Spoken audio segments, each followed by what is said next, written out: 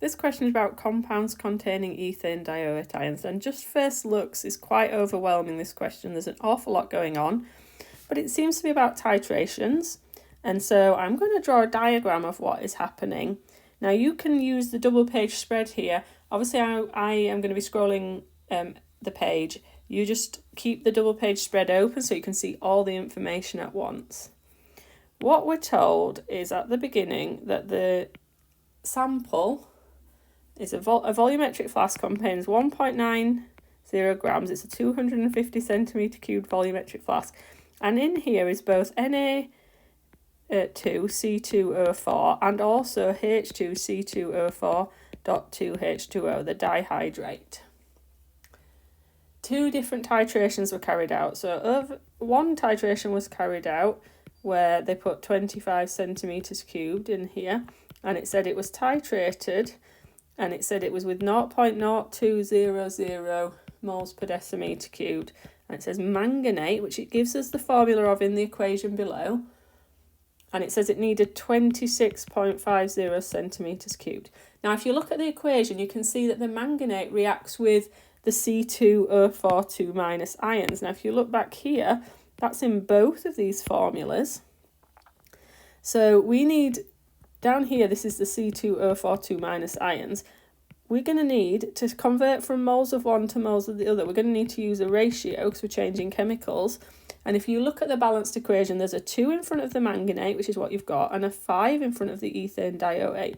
So when we're going to do our ratio, we're going to need to scale up to 5 from 2. So we're going to multiply by 5 over 2. And then when we go backwards from that volumetric to the, from the conical to the volumetric, we're going to need to times by 10 because we're going from 25 to 250. Okay, so we'll scale up.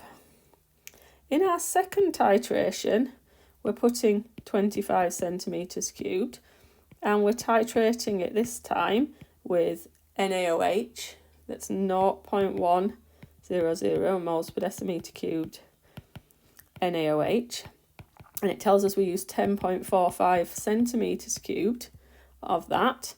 And then if we look at the balanced equation this time, it seems to only be reacting with the H2C2O4 and not the sodium thing, and that the ratio is 2 NaOHs to 1 of the ethane dioic acids. So we're going to need to divide by 2, and then we're going to need to scale up by timesing by 10 again.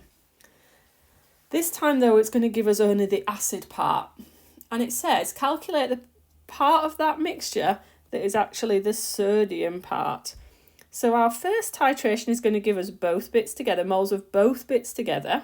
And our second part is going to give us moles of just the acid. So by subtraction, we can get moles of the sodium ethane dioate. And then if we have those moles, we can find that mass and express it as a percentage. You can see why there's a lot going on. There's 8 marks.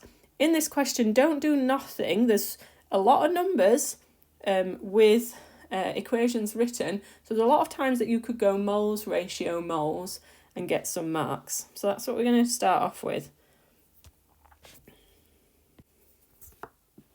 So the first thing we're going to start off with is we're going to work out the moles of manganate used in that first titration. So we're going to use those volumes that we were given, 26.5, turn it into decimetres cubed, times by that concentration, type that on your calculator and get a number of moles of manganate. Use the ratio to get the number of moles of ethane dioate ions. Remember we said we were going to do 5 over 2 times by the moles. And this is going to be in the 25 in the conical. So if we do that, we're going to get 1.325 times 10 to the minus 3. If we then scale that up to find out how many were in the 250, we're going to get 10 times that number.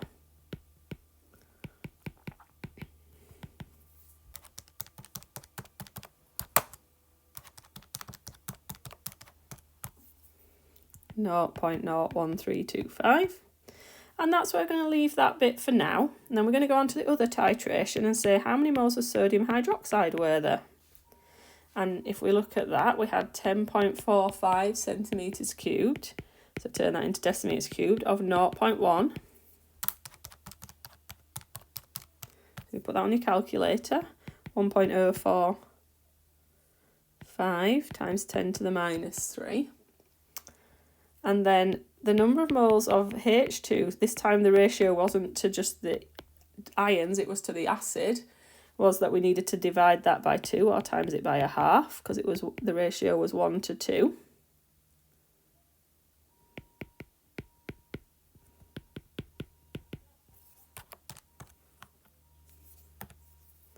And we get 5.225 times 10 to the minus 4. And then if we scale that up into 50,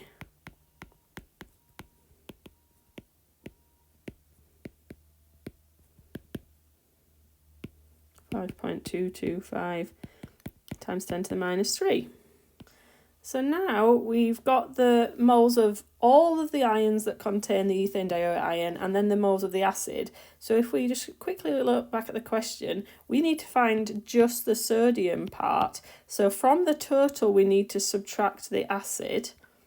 So we're going to find out the number of moles of Na2C2O4 by doing moles of all the ions, 0.01325, minus moles of just the acid part.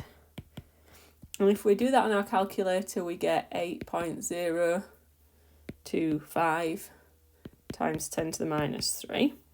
So we can then work out the mass. So we go to our periodic table and we add up the MR.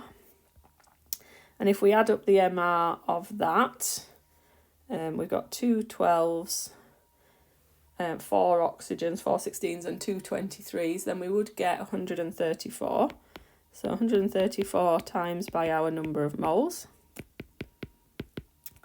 And we do that on our calculator. We get 1.075 grams.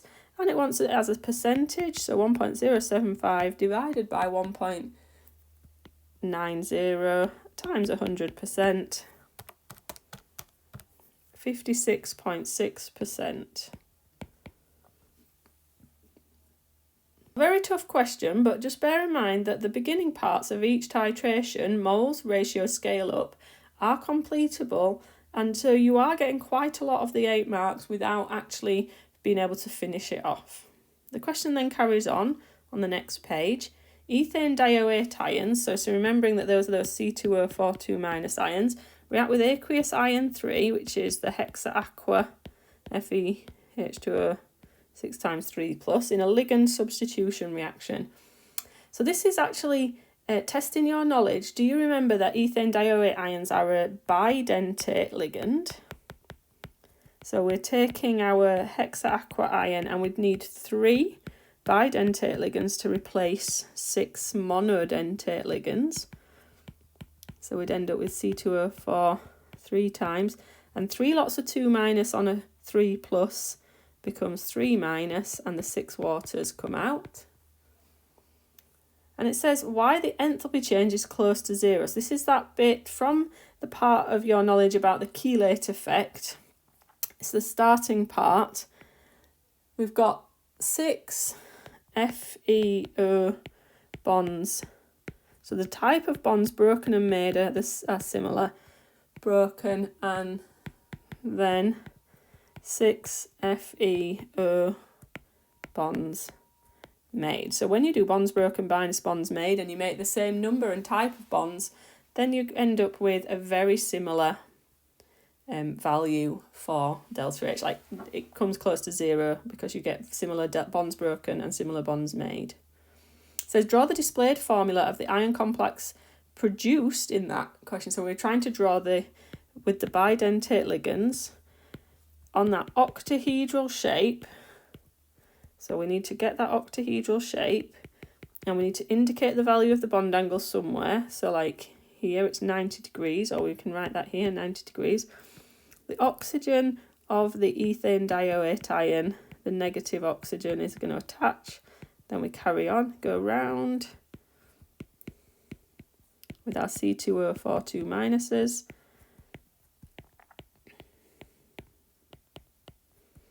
And if you can manage, put a big bracket around the whole thing, was 3-. And because this has bidentate ligands, then it will have non-superimposable mirror image isomers, which we refer to as optical isomerism. The last little part says ethane dioate ions are poisonous because they react with iron in the body, but they're present in foods such as broccoli and spinach. Suggests one reason why people who eat these foods do not suffer from poisoning. Well, it's just that the amounts are so small. So the amount of C2O4 2- in these foods is very small.